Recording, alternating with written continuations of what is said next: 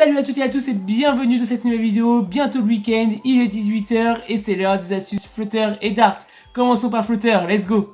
Aujourd'hui nous allons jouer avec le Bottom Navigation. C'est une barre de navigation que nous trouvons souvent en bas des applications. Commençons par la façon classique de l'afficher.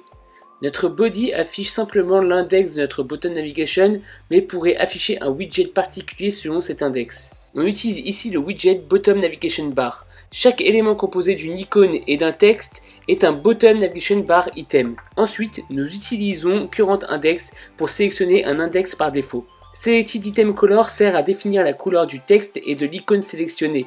OnTap permet de réagir au clic sur un élément et sauvegarder l'index dans une variable. C'est tout. On peut donner plus de style à notre barre en définissant un background color pour chaque item et en activant Bottom Navigation Bar Type Shifting en type de notre Navigation Bottom Bar. Le résultat est à droite, je trouve ça plutôt cool. Une autre manière d'afficher une Bottom Navigation Bar est d'utiliser le package Curved Navigation Bar qui est plutôt fun. On utilise le widget Curved Navigation Bar qui prend une liste d'items, ici des icônes. On ajoute la couleur de fond de la barre avec Color, la couleur de l'arrondi du bouton, ici blanc donc on ne le voit pas, et la couleur derrière notre barre bleue, ici c'est blanc pour avoir la même couleur que notre body et avoir le meilleur effet. Le paramètre OnTap permet de récupérer l'index. Je vous donne maintenant une astuce pour afficher un bouton au milieu de notre barre de navigation. On ajoute un floating button à notre scaffold de manière classique et on ajoute le paramètre floating action button location que nous mettons à center docked. Pour notre bottom navigation bar, j'utilise cette fois une bottom app bar. Celle-ci peut prendre un paramètre, un shape, que je mets à circular notched rectangle, ce qui permet d'avoir cet arrondi au niveau du bouton central. En shade, on met une row dans laquelle je place des icônes buttons simplement.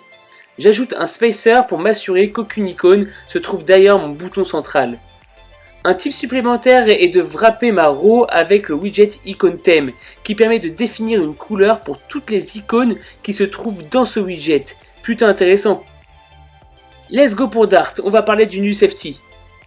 Pour dire qu'une variable peut être nulle, on ajoute un point d'interrogation après le type de la variable. Si on veut utiliser un champ ou une fonction d'un objet pouvant être nul, on peut simplement précéder le point par un point d'interrogation. Ici on veut accéder à first, donc on fait user, point d'interrogation, point first. Si on veut s'assurer que la variable first ne soit pas nulle, on peut ajouter deux fois le point d'interrogation avec une valeur par défaut ensuite.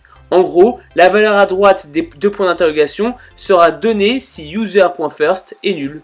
Une dernière astuce, si vous savez que vous allez initialiser votre variable plus tard et qu'elle ne sera jamais nulle, vous pouvez utiliser le mot-clé late. La responsabilité est donc au développeur de bien initialiser la variable avant de l'utiliser. Plus besoin de mettre un point d'interrogation pour récupérer la variable first. J'espère que ça vous a plu, comme d'habitude, un gros pouce bleu et un petit commentaire, ça me fera énormément plaisir. Et si vous n'êtes toujours pas abonné à la chaîne, n'oubliez surtout pas de le faire en activant la cloche pour louper aucune des prochaines vidéos. Moi je vous dis à demain à 18 h. Ciao ciao.